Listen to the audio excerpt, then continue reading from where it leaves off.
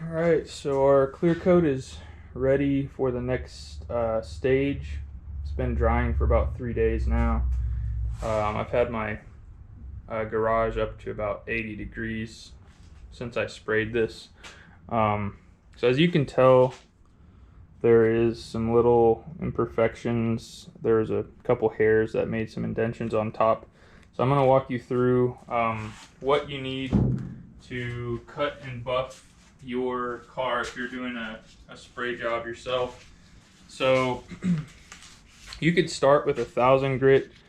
I'm choosing to start with a 1200 grit sandpaper, and it's just an adhesive paper that you can get on Amazon or eBay in a roll like this. And then these are excellent. They're from Durablock. Again, I'll put that in the description as well. But they are perfect for wet sanding the final coat because they will ensure that you get any waves or anything out of the clear that you may have just from how you sprayed it, or even underneath the clear coat. You can make final adjustments as far as the straightness. So I just have a bottle of water in a spray bottle here. This is not Rain-X. So what we're going to do first is just get this wet, and then what's usually recommended is to always go in a diagonal pattern like this.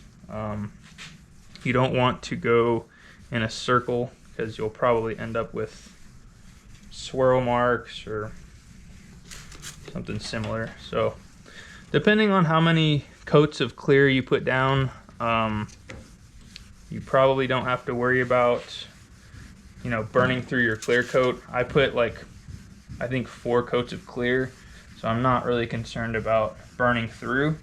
But as you go, another tip, the back side of this you can actually use to clear off, and that really will show you where any low spots are. So for instance, right now there's a low spot right here. It's got a little bit of gloss to it. So that's a nice tip. So we're gonna go through this whole hood, and we're gonna get out all these little imperfections.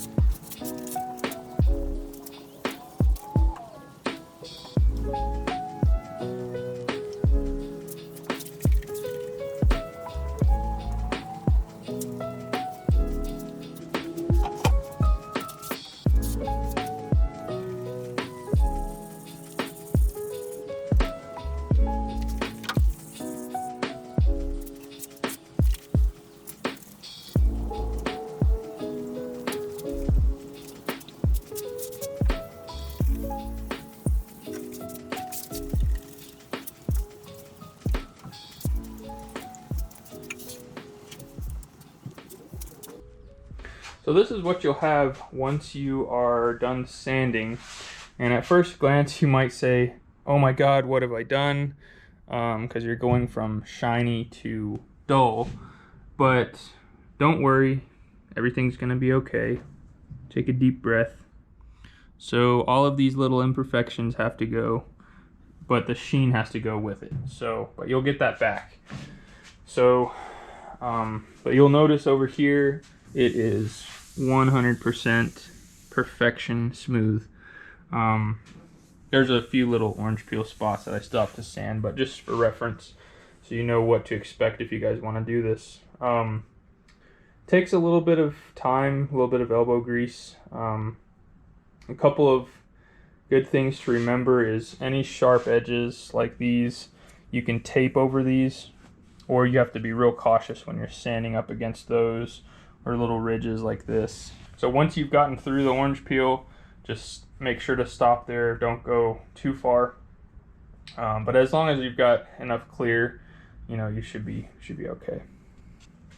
So on our pad, we're starting with the Ultra Cut compound. I'm gonna put 4 dabs, pretty equal on there.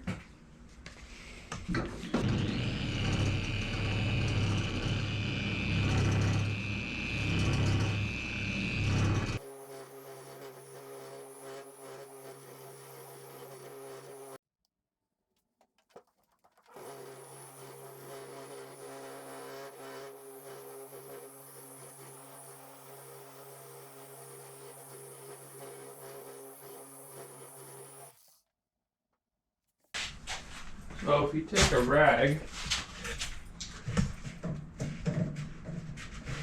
and wipe this compound off, what you'll see is, you see where I didn't hit this as much with my pad, it's real dull. So that's how you can tell that this is working. But what you can also see here is you can still see the sanding marks here. So we're gonna need to do this a little bit longer here.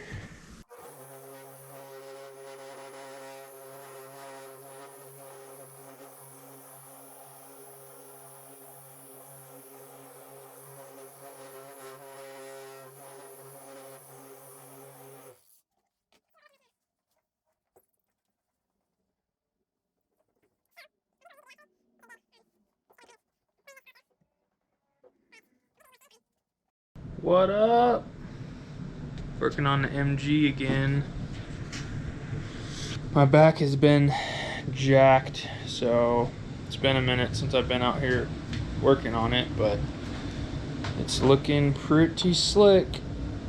It's got a bunch of fingerprints and dust on it, so once I get the bumpers and the turn signals put in, I'm gonna get it pulled out and cleaned up, and then we're gonna get the new seats put in.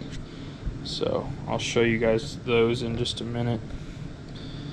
I'm gonna get these turn signals put in.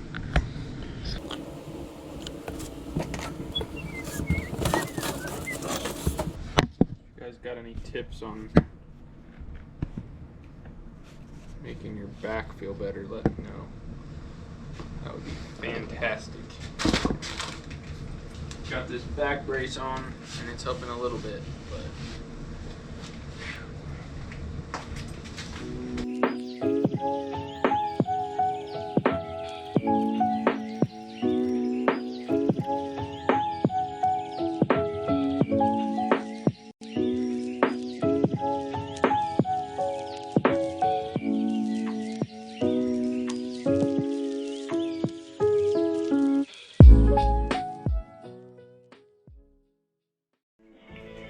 got the bumper put on, turn signals, turned out really nice. Got front and rear struts, work really nice. The other one was really janky, it was just a rod that rattled around. And there's a guy on, he's got his own website where you can buy these struts and they're super easy to put on. So I got these and the ones in the front as well. So this one mounts to the factory one bracket. That one has its own bracket, and then both of the sides go just like that. And I also moved this, used to be right here, but I like it a lot better having it in here. So I'm gonna recoat this whole inside with that black underlayment, and I'm gonna do the same on the inside as well. update. Excited. We got the MG trunk prepped and ready for the undercoating stuff that we got. So we're gonna coat this and see how she turns out.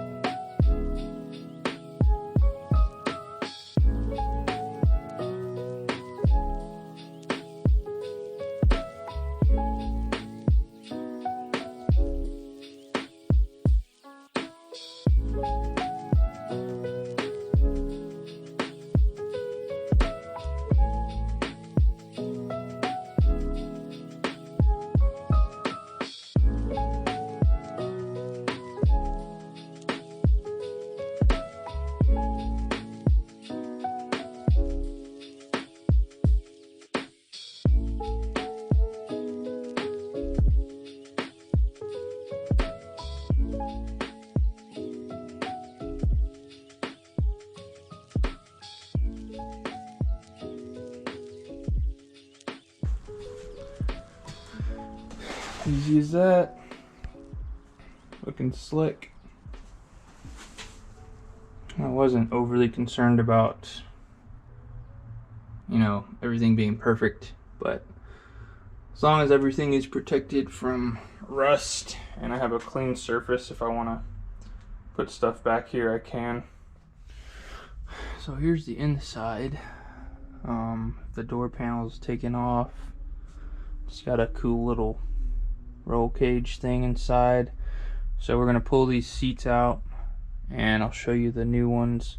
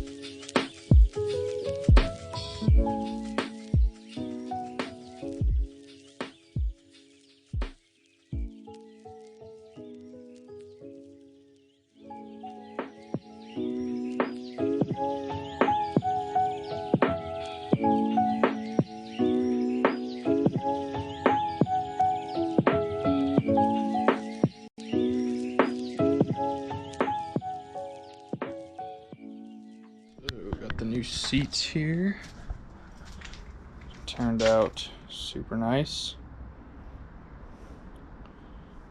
Do they look like $900? They sure feel like $900. Super stoked to get them put in. Well, I hope you enjoyed this update.